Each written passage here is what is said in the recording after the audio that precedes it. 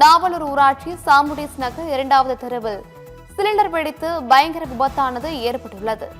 இந்த விபத்தில் பயங்கர சத்தத்துடன் சிலிண்டர்கள் வெடித்ததில் வீட்டின் சுவர் இடிந்து விழுந்ததில் 2 குழந்தைகள் பலியாகியுள்ளனர். பெரும் அதிர்ச்சி அளித்துள்ள சிலிண்டர் விபத்து குறித்து நமது செய்தியாளர் குமார் களத்திலிருந்து வழங்கும் தகவல்களை தற்பொழுது கேட்கலாம். வணக்கம் குமார், கள விவரங்களை வழங்கலாம். திருப்போரூர் தொகுதிக்குட்பட்ட நாவலூர் ஊராட்சி சாமுண்டீஸ்வரி நகர் 2வது தெருவில் சிலிண்டர் வெடித்து 5 வயதிற்குட்பட்ட 2 குழந்தைகள் பரிதாபமாக உயிரிழந்துள்ளனர். அந்த குழந்தையின் உறவினர்கள் 7 நபர்கள் தீவிர சிகிச்சை பெற்று வருகின்றனர். காலை 8 மணி அளவில் அதி பயங்கரமான சத்தம் ஒன்று கேட்டுள்ளது.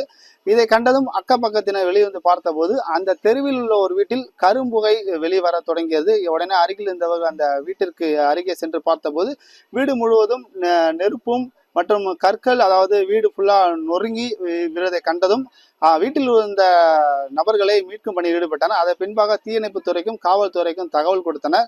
தீயணைப்பு துறை வந்து பார்த்தபோது வீட்டில் இருந்த 7 நபர்களை மீட்டுள்ளனர். அதன் பின்பு 2 குழந்தைகள் மீட்டுள்ளனர். அந்த 2 குழந்தைகள் சம்பவ இடத்தில் உயிரிழந்துள்ளனர். அந்த 2 குழந்தைகளோட உறவினர்கள், அதாவது குழந்தையோட தாய் தந்தை மற்றும் உறவினர் 7 நபர்களை ராயப்பேட்டை அரசு மருத்துவமனைக்கு சிகிச்சைக்கு அனுப்பி வைத்தனர். அங்கு ராயப்பேட்டை அரசு மருத்துவமனை தீவிர சிகிச்சை பெற்று வருகின்றனர். இந்த சிலிண்டர் வெடித்ததனால் இந்த வீடு மட்டும் இல்லாமல் அருகில் இந்த இடதுபுறம் வலதுபுறம் 2 வீடுகளும் சேதமடைந்துள்ளது.